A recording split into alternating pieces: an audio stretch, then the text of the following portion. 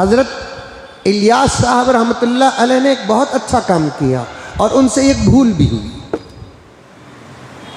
अच्छा काम हुआ तो सब खुश हो गए, भूल का तो अब मेरा जनाजा उठाएंगे।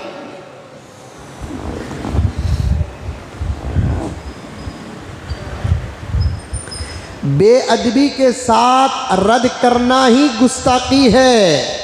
अदब के साथ तो इमाम शाफिई का इख्तलाफ इमाम अबू हनीफा से था, अदब के साथ हो इमाम मालिक का इख्तलाफ इमाम अबू हनीफा से था, अदब के साथ हो सुफियान सौरी का इख्तलाफ तो इमाम शाफिई से था, अदब के साथ सहाबा किराम के दरमियान में इख्तलाफ था, अदब के साथ ताबीन के दरमियान इख्तलाफ था, अदब के साथ आइम्मा के दरमियान इख्तलाफ था।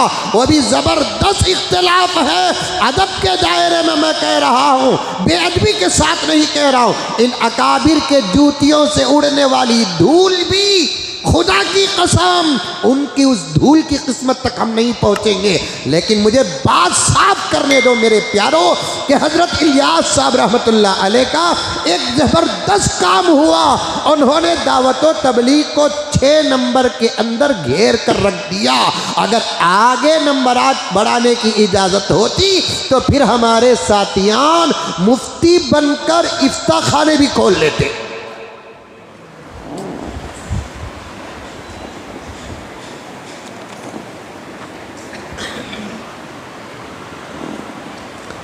ही नंबर क्यों रखा हज़रत इलियास साहब रहमतुल्लाह अलैह ने?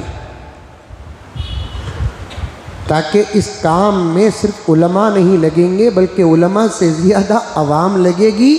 और हज़रत इलियास साहब रहमतुल्लाह अलैह का मौजू और मकसद भी यही था। उलमा को इस काम में लगाना मकसद नहीं था, अवाम को इस काम में लगाना मकसद था। इसलिए कि जो आलिम मदरसे में दाखिल होता है उसकी नीयत ही दावत होती है, उसकी नीयत ही तबलीग होती है।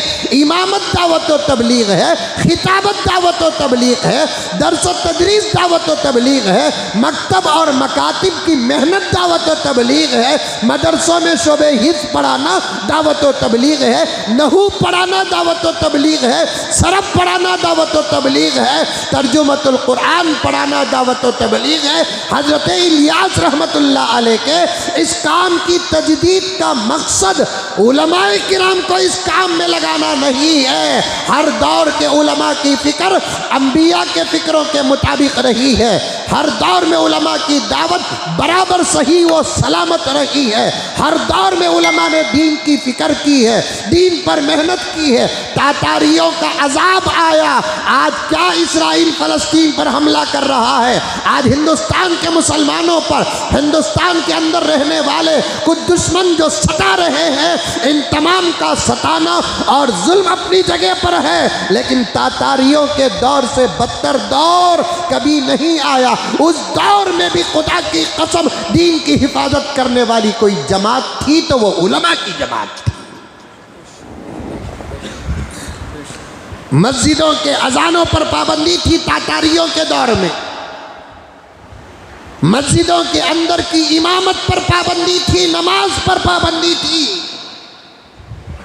कभी तातारियों का दौर भी आपके सामने बयान करने का मौका मिले तो बयान करूंगा। ऐसा खतरनाक ज़माना था तातारियों का, दहशत गर्दी की किताब में उससे बड़ा सबक आपको नहीं मिलेगा। मुसलमानों पर तातारियों ने जो जुल्म किया, अल्लाह अकबर, उससे बड़ा अगर कोई ज़माना है तो वो क़ियामत का ज़माना ही हो सकता है। तातारियों के दौर से पहले न उतना ख़तरनाक दौर मुसलमानों पर आया, न तातारियों के बाद अब तक वैसा ख़तरनाक दौर आया। ऐसे ख़तरनाक दौर में भी दीन सलामत, कुरान सलामत, शरीयत सलामत है। ये अल्लाह की कुदरत के बाद, नबी के सदक़े के बाद उलमा की मेहनतों का नतीजा है। मुसलमानों जानते हो, इस दीन की हिफाजत के लिए, कुरान की हिफाजत के लिए तातारियों के दौर में हजरत उलमा कौम के बच्चों को खबरस्तान ले जाकर खबर खोद कर खबरों में बैठ कर कुरान पढ़ाया।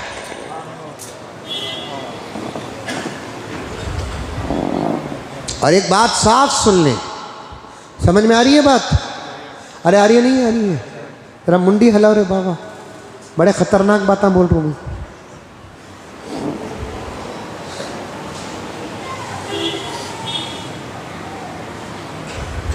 दीन की हिफाजत का काम अल्लाह ताला हर दौर में उलमा ही से लिया।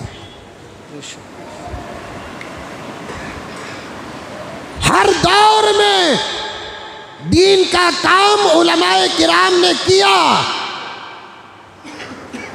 अल्लाह ने दीन की हिफाजत का काम उलमाए किराम से लिया।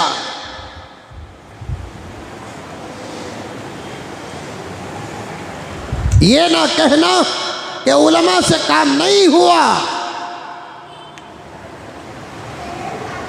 तजदीद दावत और तबलीग की उम्र 100 साल है। मदारिस और मकातिब की उम्र 1450 साल है।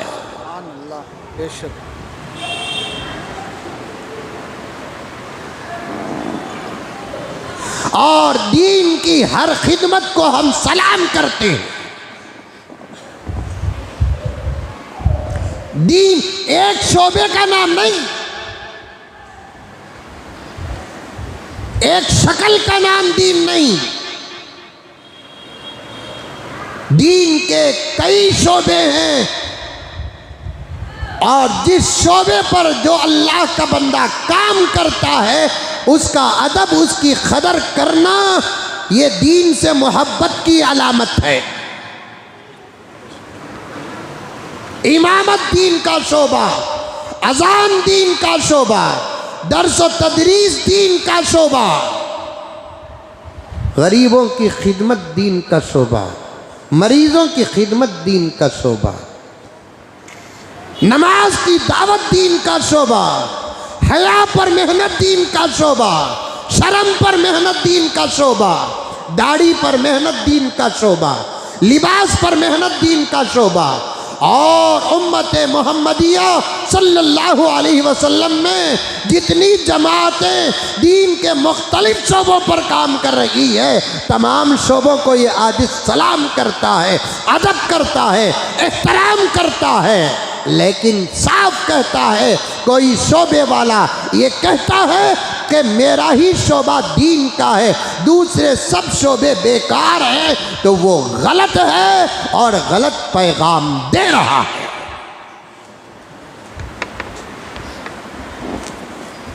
आपको मालूम है, कोथिमीर बेचना भी दीन का काम है, अगर बेचने वाले की नीयत ये हो कि ये बिजनेस करके मैं, मेरे ऊपर जो हलाल जिम्मेदारियां हैं उसे अदा करना है। आपको मालूम है, एक कोथिमीर बेचने वाला कल क़ियामत में नबियों के साथ उठाया जाएगा।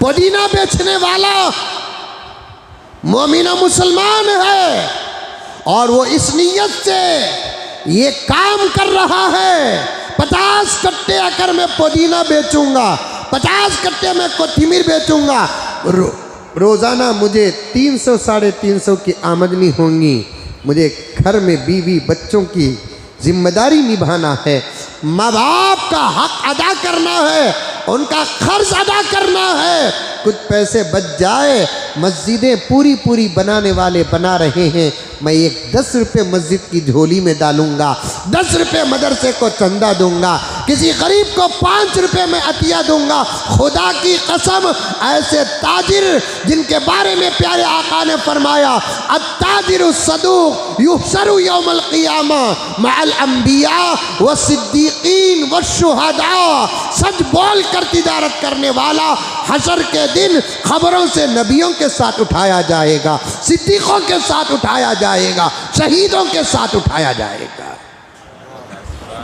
अब मैं जुमे का बयान करने वाला या मौलाना जो 5 वक्त की नमाज पढ़ाने वाले क्या कोथिमीर बेचने वाले को हकीर निगाह से देखने की इजाज़त है और उसे ये कहने की क्या हमको इजाज़त है तेरा काम बड़ा नहीं मेरा काम बड़ा है? नहीं, वो भी एक दीन के शोबे पर काम कर रहा है, हम भी एक दीन के शोबे पर काम कर रहे हैं। हलाल कमाना इबादत है, हलाल खाना इबादत है, हलाल खिलाना इबादत है, वरना जो बाप अपने बच्चों को हराम खिलाता है, बच्चों की पूरी जिंदगी के लुक़मों का जवाब अल्लाह के पास बाप को देना है।